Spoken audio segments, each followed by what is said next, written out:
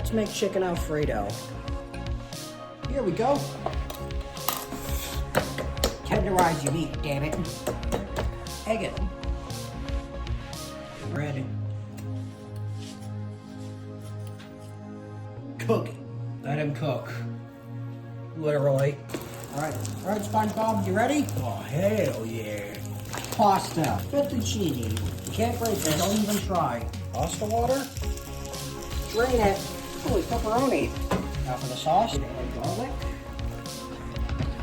Pasta. Pasta water. The Parmesan.